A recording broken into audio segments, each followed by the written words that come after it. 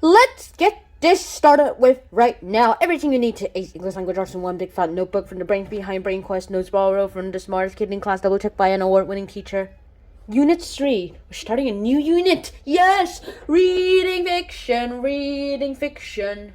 Today we're starting a new 10-part series in this English big fat notebook series. Yep, so here we go again. Last time we actually let's first talk about what reading fiction is like. Well, what is fiction anyway? Fiction is writing that isn't about real life. More or less, it's a story about fake characters, fake ideas, and fake stuff. There are all kinds of ways to actually tell and imagine a story. Not just books and short stories, but plays and poetry too. Reading fiction means understanding all the elements that make up a story, like plot, character, and dialogue, and even tone.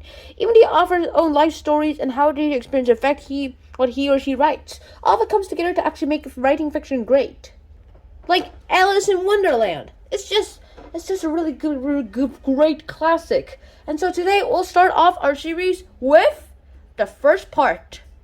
So as I was saying, we'll start off with types of fiction. Well, here's the thing about fiction. Its types of fiction is also known as fiction genres. It's basically just a fancy name for what kind of literature you're reading. And here are some genres of fiction.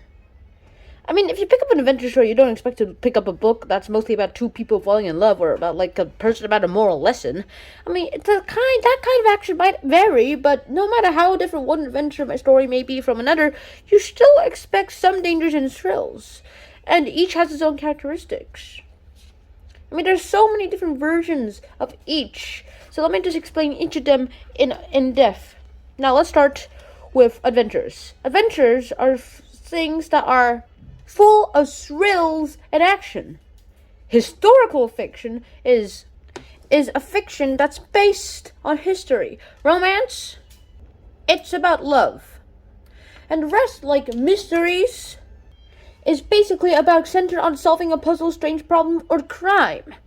Myths is cultural stories with mythical characters that are usually supernatural. Science fiction is a story of possibilities of future science and technology. Fantasy comes in when there has elements of magic and other supernatural phenomena at the center of the story, like a wizard or something. Parody is a story that imitates another piece of art to make fun of the work or a spoof. Yep, that's a parody. A satire is a story that uses humor to express stupidity or corruption in the world. A graphic novel is a novel that's told in a sequential art, basically a comic. An allegory is a book with a hidden meaning.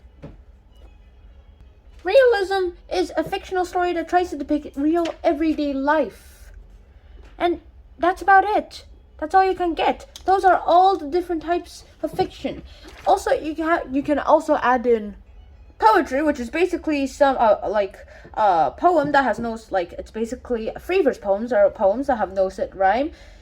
A lyric is like a song-like poem that usually focuses on emotions, and epics are long poems about several serious events, usually focused on a hero. Poetry is basically a piece of literature with an unusual style, formatting, special rhythm, or rhymes. And it's usually about thoughts or intense feelings. It's a good chance it's a poetry. So is the fact of drama, or basically it's a special kind of story, where basically you can basically act it. A drama comes from the Greek and Latin word for drama, which is to do or act. It's Greek and Latin for to do or act. Dramas are texts of play that are recited by actors that are usually in costumes and surrounded by sets and on stage, in film, or even on television. And that's about it. That's the end of today's lesson. I actually hope you guys enjoyed this episode. Hope to see you guys soon. And until next time, 9 out. Peace.